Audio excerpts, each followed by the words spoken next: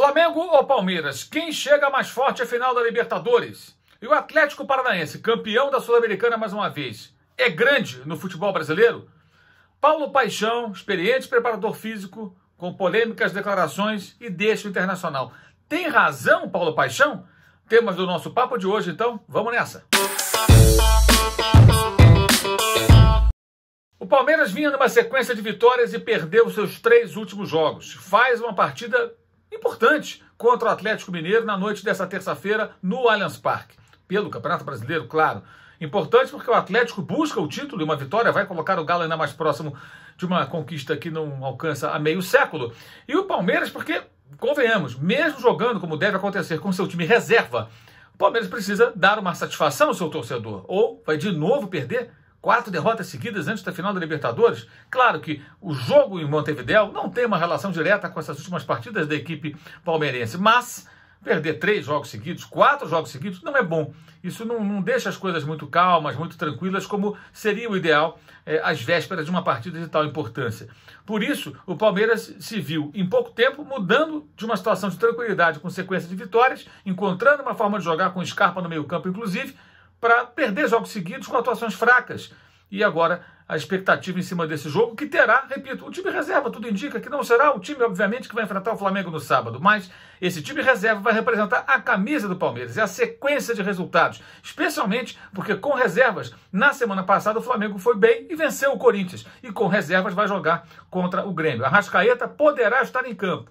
Para quê? Para recuperar um pouco de ritmo de jogo, ele que atuou por poucos minutos sábado contra o Internacional, depois de aproximadamente 1 mês e meio parado. Isso não significa muita coisa, mas nesse momento, antes dos 2 jogos da terça-feira, Grêmio e Flamengo, Palmeiras e Atlético Mineiro, o que nós temos é o Flamengo numa situação um pouco mais equilibrada e tranquila, e o Palmeiras com o jogador discutindo no campo, embora isso seja absolutamente normal, mas é claro, evidencia ali um momento não de uma crise, mas de uma instabilidade que precisa ser corrigida até o jogo de sábado. Ao Flamengo resta fazer um jogo minimamente aceitável contra o Grêmio, né? Independentemente até do resultado, mas jogar uma boa partida com o seu time reserva e rumar para o jogo de sábado no clima de mais equilíbrio e tranquilidade, que há 2 semanas o Flamengo não tinha. Há 2 semanas aproximadamente, há 15 dias, o Flamengo perdia 2 pontos em Chapecó para o pior time do campeonato, que jogou desde os 15 minutos do segundo tempo com um homem a menos. Ou seja, uma gangorra. O Palmeiras vinha mal, uma sequência de 8 jogos, 7 jogos sem vencer, de repente vê-se uma série de 5, 6 jogos. E aí, na sequência, perde 3. E o Flamengo, que vinha mal, foi eliminado da Copa do Brasil, jogando ridiculamente contra o Atlético Paranaense, perde pontos para outras equipes e acaba, nesses últimos jogos, se recuperando. Os 2 muito irregulares nessa temporada e nesses últimos meses, inclusive, ou especialmente. Isso evidencia um jogo sem favorito nenhum, sábado no Uruguai.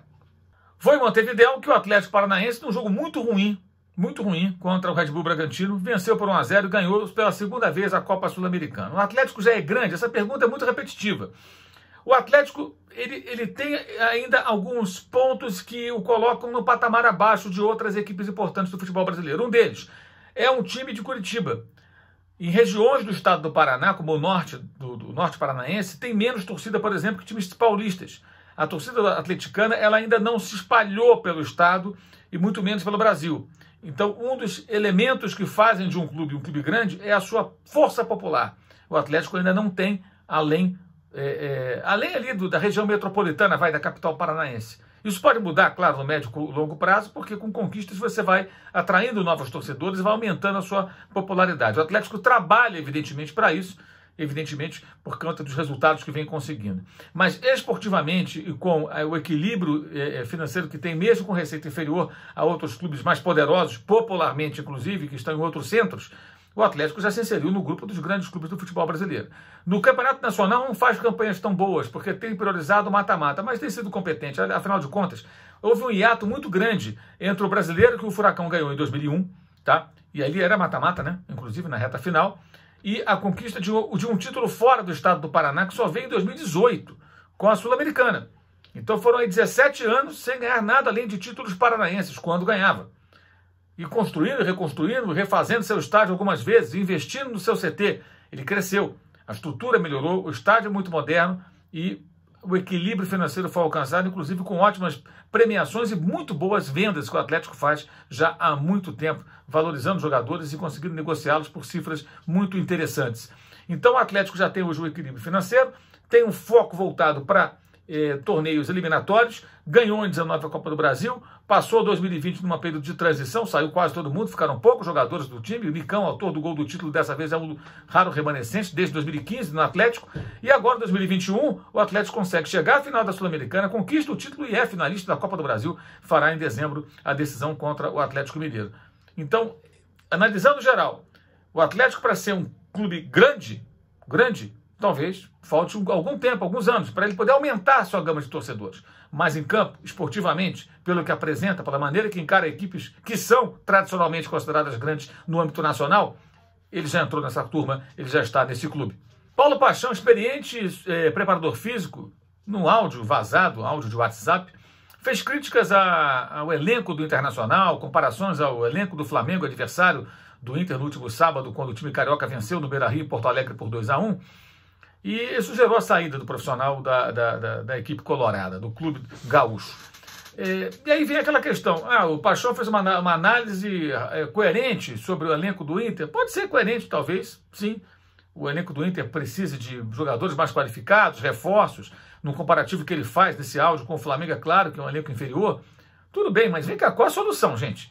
O Internacional tem um presidente, Alessandro Barcelos, desde o começo do ano, que está tentando colocar a casa em ordem, colocar o clube nos trilhos, na parte financeira e administrativa, com uma reforma na gestão, para que o clube possa ser mais forte no futuro.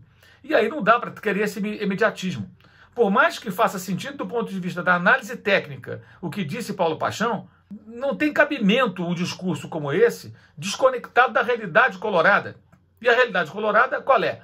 É um clube sem condições financeiras para fazer investimentos como o do adversário de sábado do Flamengo, que ficou um bom tempo com times fracos, com times ruins, sem brigar por nada. Por quê? Porque tinha dívidas enormes e tinha que se reestruturar. O Flamengo hoje colhe frutos daquilo que fez no passado na sua gestão. O Inter, à sua maneira, tenta trilhar um caminho que tem semelhança. Mas para isso é preciso paciência. Falar que o elenco é fraco, que precisa de jogadores melhores, qualquer um pode falar. A questão é como fazer isso, sem levar o clube à falência. Falência não, que o clube de futebol no Brasil não vai à falência, mas levar para o buraco. Como, por exemplo, Cruzeiro e Vasco, atolados na segunda divisão. Cruzeiro vai para a terceira temporada na Série B e o Vasco, que já foi 4 vezes rebaixado, pela primeira vez sequer conseguiu acesso. Vai disputar pelo segundo ano seguido a segunda divisão do futebol nacional e pela 5ª vez em sua história o Vasco vai jogar a segundona. Por quê? Por erros de gestão. A pressa é muito inimiga da perfeição no caso do futebol. E acho que o Paulo Paixão nessa discursou desconectado da realidade colorada. Que seja feliz seguindo o seu caminho. Mas, independentemente do que ele falou, o Inter que mantenha o prumo e busque seus objetivos com uma boa gestão que possa colocar, em algum tempo, o Colorado com times fortes e com equilíbrio financeiro. Qual?